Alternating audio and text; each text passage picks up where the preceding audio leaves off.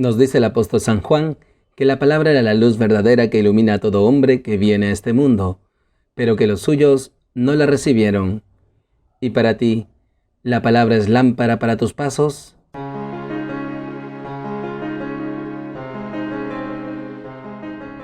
Bienvenidos, queridos hermanos, soy el Padre Ángel Gabriel y esto es Lámpara para mis pasos. Hoy, lunes 25 del tiempo ordinario, el Evangelio nos enseña sobre los candeleros de la palabra. Tomado del Evangelio según San Lucas. En aquel tiempo, dijo Jesús al gentío: nadie que ha encendido una lámpara la tapa con una vasija o la mete debajo de la cama, sino que la pone en el candelero para que los que entren vean la luz. Pues nada hay oculto que no llegue a descubrirse, ni nada secreto que no llegue a saberse y hacerse público. Miren pues cómo oyen, pues al que tiene se le dará, y al que no tiene se le quitará hasta lo que cree tener. Palabra del Señor. Gloria a ti, Señor Jesús. Queridos hermanos, seguimos acompañando a Jesús en su ministerio público. Él sigue instruyendo a sus discípulos y les da cuenta de la responsabilidad que tienen aquellos que escuchan su palabra. Y en primer lugar, nosotros, queridos hermanos, como sus discípulos, también escuchamos su palabra, nos dejamos encender por ella.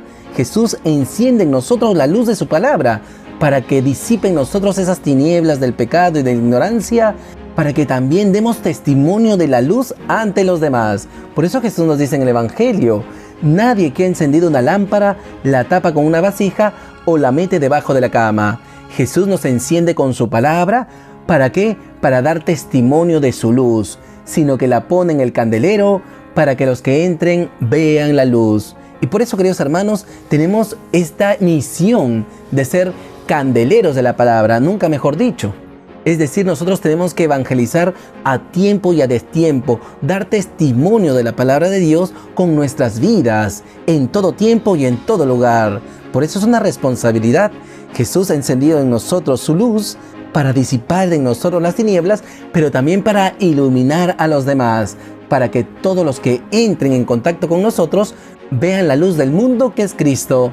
Y por eso, queridos hermanos, pidamos al Señor nos conceda la gracia de acoger su luz con un corazón dócil, que abramos el corazón a la palabra de Dios, porque Él nos anuncia su palabra y nos invita a ser estas lumbreras, estos candeleros, para que iluminados por su palabra, también seamos lumbreras de su palabra en medio del mundo.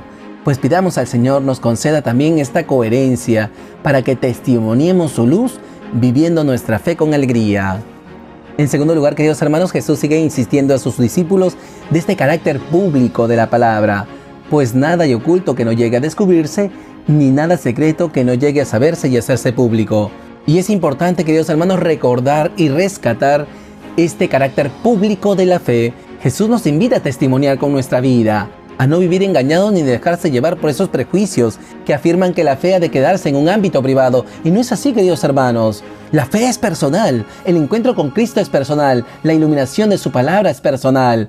Pero estamos llamados a dejarnos iluminar por su palabra para dar luz a los demás, para que esta luz se haga pública. Por eso Jesús insiste que nosotros no hemos de escondernos, sino que hemos de manifestar públicamente nuestra fe. El manifestar nuestra fe en Jesús no hace daño a nadie. Simple y llanamente manifiesta nuestra confesión en Él. Y si vivimos en un país en que hay libertad de expresión, en que hay libertad religiosa, hemos de confesar públicamente a Jesús delante de los demás, especialmente con el testimonio de nuestra vida. ¿Y para qué manifestamos públicamente nuestra fe? Por amor a Dios. ¿Cuántas veces manifestamos públicamente nuestro gusto sobre algún grupo musical, sobre alguna comida en específica? Y sin embargo, algunos quieren reducir al ámbito privado la fe. Pues no.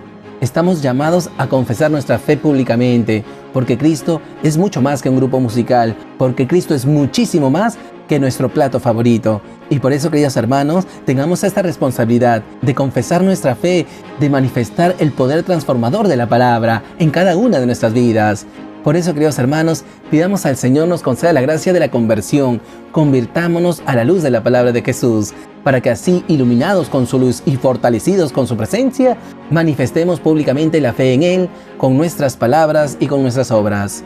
Y finalmente, queridos hermanos, Jesús sigue exhortando a sus discípulos: Miren pues cómo oyen, pues al que tiene se le dará, y al que no tiene se le quitará hasta lo que cree tener. Jesús, queridos hermanos, da cuenta a sus discípulos a que han de ser conscientes de recibir esta luz de la palabra. Y esa palabra también ha llegado a nosotros. Jesús nos recuerda que tenemos la dicha de escuchar su palabra, de que se nos proclame la buena nueva del reino, el evangelio de la vida. Y por eso una vez más la responsabilidad de poner en práctica su palabra. Miren pues cómo oyen.